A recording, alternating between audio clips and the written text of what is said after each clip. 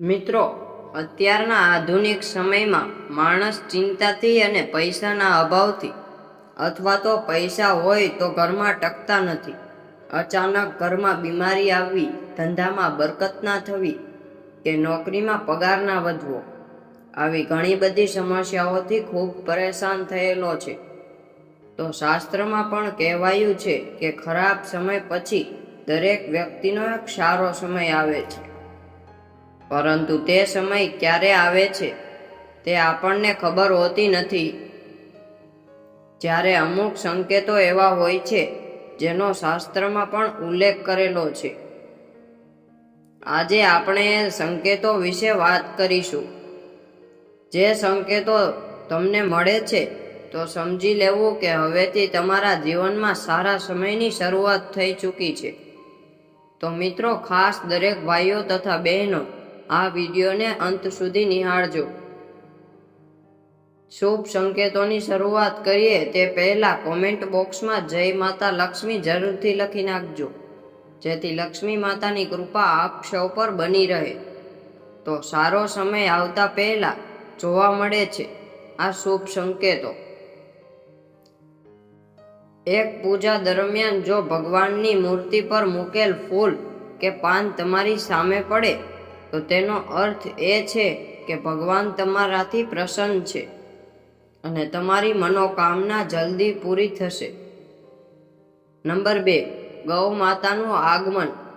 જો તમારા ઘરમાં ગૌ માતા દરરોજ આવી રહ્યા છે અને તમારી પાસે ભોજન માટે રણકાર કરી રહ્યા છે તો આ ખૂબ જ શુભ સંકેત છે. નંબર 3, સપનામાં મંત્રો સાંભળવા અથવા જો તમારા સપનામાં મંત્રો સાંભળો છો જેમ કે રામ રામ, તો આ ખૂબ જ શુભ સંકેત માનવામાં આવે છે. જો ઓમ મંત્ર સંભળાય તો તે પણ સકારાત્મક વાત છે. સપનામાં મંત્ર, ઘંટડી અને શંખનો અવાજ સંભળાવો ખૂબ જ શુભ સંકેત માનવામાં આવે છે. નંબર 4, ઘરમાં બાળક હોવું. કહેવાય છે કે બાળકમાં ભગવાનનો વાસ હોય છે. જો નાના બાળકો તમને જોયા પછી અચાનક દાંત કાઢે છે અથવા તો તમને કંઈક સકારાત્મક વાત કહે છે તો એ વાતનો સંકેત છે કે તમારા જીવનમાં સકારાત્મક વસ્તુઓ બનવા જઈ રહી છે. નંબર 5, બ્રહ્મ મુહૂર્તમાં ઊંઘ ઉડી જવી. એવા ઘણા લોકો છે જેમની નિયમિત રૂપથી જાગતા પહેલા આંખો ખુલી જાય છે. જો તમારી ઊંઘ બ્રહ્મ મુહૂર્તમાં ઉડી જાય છે એટલે કે સવારે 3 થી 5 વાગ્યાની વચ્ચે તમે જાગો છો તો તમારા જીવનમાં મોટો ફેરફાર થવાનો છે. તેનો અર્થ એ છે કે તમને જીવનમાં યોગ્ય રાહ મળવાની છે. નંબર 6, શરીરના અંગનું ધ્રુજવું. પુરુષના જમણા હાથના અંગનું ધ્રુજવું ખૂબ જ શુભ માનવામાં આવે છે. પછી તે જમણી આંખ હોય કે જમણો હાથ, આ એક શુભ સંકેત છે. જેનાથી ઊંધું સ્ત્રીઓમાં જો ડાબું અંગ ધ્રુજતું હોય તો તે સારો સંકેત છે. એટલે કે સ્ત્રીમાં ડાબા હાથનું ધ્રુજવું એ ખૂબ જ શુભ સંકેત માનવામાં આવે છે. પુરુષોમાં જમણા હાથનું ધ્રુજવું શુભ સંકેત માનવામાં આવે છે. નંબર 7, જો તમે ઘણા દિવસોથી તમારા ઘરની બહાર લક્ષ્મી માનું વાહન ઘુવડ જોઈ રહ્યા છો તો માની લો કે તમારા ઘરમાં દેવી લક્ષ્મીનું આગમન થવાનું છે અને જલ્દી જ અપાર ધન પ્રાપ્ત થશે. જો તમે કોઈ કામ માટે ક્યાંય બહાર જઈ રહ્યા છો અને રસ્તામાં તમે કોઈ કૂતરાને તેના મોંમાં શાકાહારી વસ્તુ અથવા તો રોટલી લઈને જોશો તો સૂચવે છે કે તમને ક્યાંકથી ધન લાભ થવાનો છે. નંબર 8, અંદરથી અચાનક ખુશી થવી. ઘણી વખત તમે જોયું હશે કે તમને અચાનક ખુશ થવાનું મન થાય છે. તેનો મતલબ તમારે સમજવું કે ભગવાન તમને કંઈક સારા સંકેત આપી રહ્યા છે. જે રીતે તમને આ સમયે ખુશ થવાનું મન થઈ રહ્યું છે તેવી જ રીતે ભગવાન તમારા જીવનમાં જલ્દી જ ખુશીની પળો લાવવાના છે. તમને સુખનો અનુભવ થવાનો છે. જેટલું પણ દુઃખ તમે તમારા જીવનમાં જોયું હશે તે જલ્દી જ સમાપ્ત થશે. આવા સમયે તમારું મન પ્રફુલ્લિત થઈ જાય છે. નંબર 9, કાચબાને જોવું તે શુભ સંકેત છે. ભગવાન વિષ્ણુએ કશ્યપ અવતાર લીધો હતો. જો તમને સપનામાં કાચબો દેખાય તો તે સૌભાગ્યશાળી નિશાની છે. કિસ્મતના બંધ દરવાજા જલ્દી ખુલી શકે છે. કોઈ દિવસે જો તમે તમારા ઘરની નજીક અથવા તો રસ્તા પર મોર જુઓ છો અને મોર નાચતો જુઓ છો તો તે જ દિવસથી તમારા સારા દિવસો શરૂ થશે. મોર જોવો શુભ માનવામાં આવે છે. નંબર 10, જો તમે કોઈ કામ માટે વહેલી સવારે ઘરેથી નીકળો છો અને રસ્તામાં કોઈ નવા વર કન્યા દેખાય તો સમજવું કે તમારો સારો સમય શરૂ થવા જઈ રહ્યો છે. તે સારા દિવસોનો શુભ સંકેત માનવામાં આવે છે. નંબર 11, હાથમાં ખંજવાળ આવવી. સ્ત્રીના ડાબા હાથમાં અને પુરુષના જમણા હાથમાં અચાનક ખંજવાળ શરૂ થઈ જાય તો તેને પર શુભ માનવામાં આવે છે. તેનો અર્થ એ છે કે તમને કોઈ પણ સમયે આર્થિક લાભ મળી શકે છે. નંબર 12, શંખનો અવાજ સાંભળવો. જો વહેલી સવારે શંખનો અવાજ સંભળાય છે તો તે ખૂબ જ સંકેત શુભ માનવામાં આવે છે. સવારે શંખનો અવાજ સાંભળવો મતલબ કે જે તમારું ભાગ્ય ખુલવું છે. નંબર 13, જો તમે યાત્રા કરી રહ્યા હો અને તે દરમિયાન તમને સાપ અને વાંદરો દેખાય છે તો તે ખૂબ જ શુભ સમય આવવાનો શુભ સંકેત છે. તમારા જીવનની આર્થિક તંગી દૂર થવા જઈ રહી છે.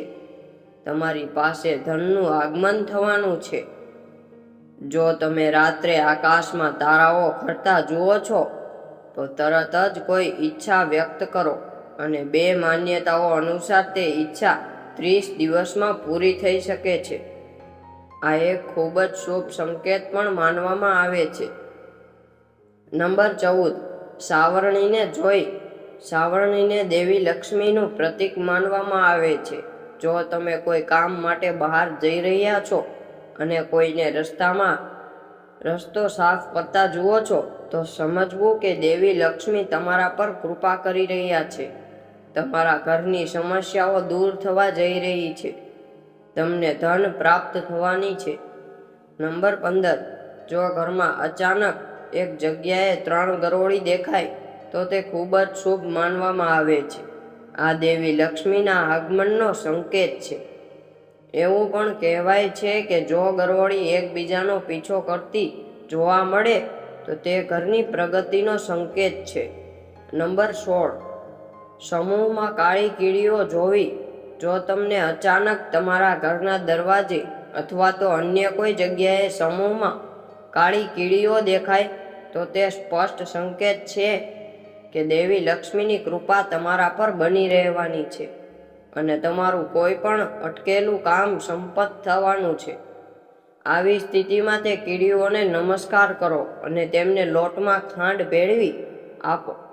નંબર 17, પાણીથી ભરેલું વાસણ જોવું. જો તમે કોઈ મહત્વપૂર્ણ કામ ઘરની બહાર જઈ રહ્યા છો અને કોઈના હાથમાં પાણીથી ભરેલું વાસણ દેખાય છે તો તે પણ એક શુભ સંકેત છે. નંબર 18, ઘરની છત પર કોયલનો અવાજ. એ પણ એક શુભ સંકેત છે. જો આવું થાય તો તમારી સંપત્તિમાં વધારો થઈ શકે છે. જો તમને તમારા સપનામાં અથવા તો રસ્તા પર સોનેરી સાપ દેખાય છે તો તમારા સારા દિવસો શરૂ થવાના છે અને ભાગ્ય મજબૂત થવાની નિશાની માનવામાં આવે છે. જે દિવસે તમે સવારે ઉઠો છો અને સૌથી પહેલા દહીં કે દૂધ જુઓ છો તો તે સૌભાગ્યની નિશાની છે. નંબર 19, જો તમારા ઘરના મુખ્ય દરવાજે હાથી તેની સૂંઢ ઊંચી કરીને ઊભો હોય તમારે સમજી લેવું કે તમારા સ્થાન પર દેવી લક્ષ્મીનું આગમન થવાનું છે. તમારા પરિવારને સુખ અને સમૃદ્ધિમાં વધારો થવાનો છે. હાથીને ભગવાન ગણેશનું પ્રતીક માનવામાં આવે છે. નંબર 20, જ્યારે પણ તમે તમારા ઘરની સામે આંકડો છોડ ઉગતા જુઓ છો તો સમજી લો કે સારો સમય આવવાનો છે. આ સંકેત ખૂબ જ શુભ માનવામાં આવે છે. જો તમને રસ્તા પર ચાલતી વખતે કોઈ સિક્કો પડેલો જોવા મળે તો સમજી લેવું કે ઉધાર આપેલા પૈસા જલ્દી જ પાછા મળી જશે. નંબર 21. જો રસ્તામાં ક્યાંય જતી વખતે તમને તમારી જમણી બાજુ કોઈ વાંદરો, કૂતરો કે સાપ દેખાય તો એ સારો સંકેત છે કે પૈસા તમારી પાસે આવવાના છે. જો સવારે તમે જાગતાની સાથે જ પૂજાનું શ્રીફળ જુઓ છો તો તેનો અર્થ એ છે કે તમારા પર લક્ષ્મીની કૃપા થવાની છે. આ ઉપરાંત આર્થિક સ્થિતિ મજબૂત થવી અને ધન લાભ થવાના સંકેતો હોય છે. નંબર 22. જો તમે તમારી આસપાસ રંગબેરંગી પતંગિયા જોઈશો તો તેનો અર્થ એ છે કે તમારા જીવનમાં ખુશાલીઓ આવવાની છે. ઘરની બહાર નીકળતી વખતે લીલા શાકભાજી, લીલું ઘાસ, સફેદ કબૂતર વગેરે જોવા પણ શુભ સંકેત છે. નંબર 23. જો તમારા ઘરમાં પશુ પક્ષીઓ માળો બનાવી રહ્યા હોય તો તે પણ ખૂબ જ શુભ સંકેત છે. આ સિવાય જો તમારા ઘરની આસપાસ પક્ષીઓનો કિલકિલાટ દિન પ્રતિદિન વધી રહ્યો છે તો તે આ નિશાની પણ ખૂબ જ જલ્દી જીવનમાં સકારાત્મક પરિવર્તન લાવવાની છે. નંબર 24.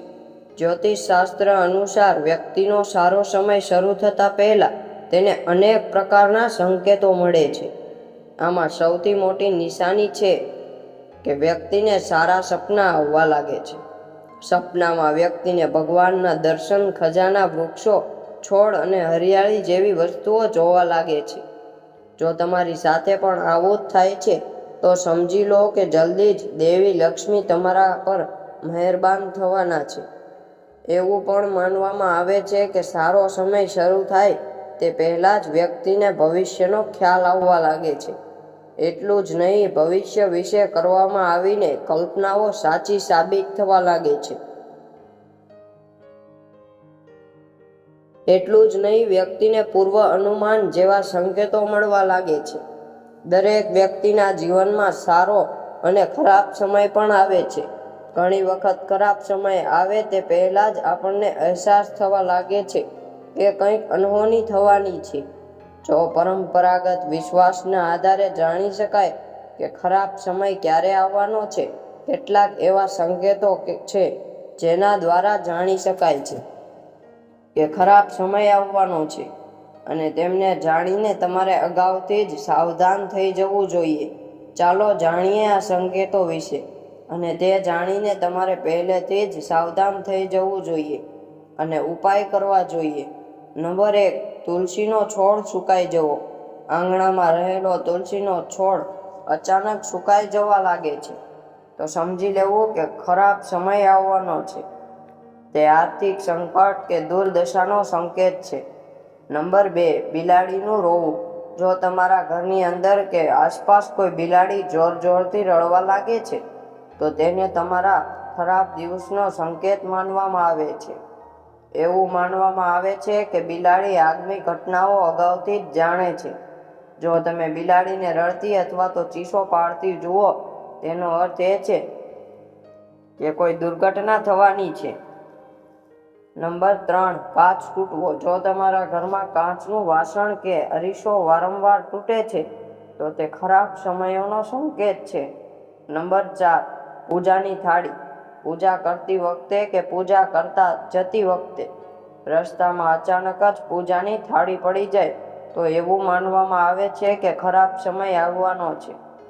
જ્યોતિષશાસ્ત્ર અનુસાર આ સંકેત આવનારા ખરાબ સમયોનો સંકેત છે. જો તમારી સાથે આવું થાય તો તમારે તરત જ દેવી દેવતાઓ પાસેથી માફી માંગવી જોઈએ. નંબર 5. હાડકાનું નીકળવું. ઘરની આસપાસ ખોજતી વખતે હાડકાં મળી આવે તો તે જમીનની અશુભતાની નિશાની છે. નંબર 6. કૂતરાનું રોવું. જો કોઈ ઘરના મુખ્ય દરવાજા તરફ મુખ રાખીને કૂતરું રડે છે તો તેનો અર્થ એ છે કે સંબંધિત ઘરમાં કોઈ સમસ્યા ઊભી થવાની છે અથવા તો કોઈના મૃત્યુનો સંકેત પણ હોઈ શકે છે. નંબર 7. દોડતી વખતે મરી ગયેલો જીવ જોવા મળે. જો જમીન ખોદતી વખતે મરી ગયેલું પ્રાણી કે સાપ દેખાય તો આવનારા ખરાબ સમયોનો સંકેત આપે છે. નંબર 8, કાળા ઉંદરની વધતી સંખ્યા. જો કાળા ઉંદર અચાનક જ ઘરમાં મોટી સંખ્યામાં આવવા લાગે અને તેમની સંખ્યા સતત વધતી જતી હોય તો તે સૂચવે છે કે નજીકના ભવિષ્યમાં કોઈ આફત આવવાની છે. નંબર 9, ઈજાગ્રસ્ત પક્ષીઓ. જો કોઈ પક્ષી ઈજાગ્રસ્ત થઈને તમારા ઘરના આંગણામાં પડે છે તો તે ભવિષ્યમાં અકસ્માતનો સંકેત છે. નંબર 10, સોનાની વસ્તુઓ ખોવાઈ જવી.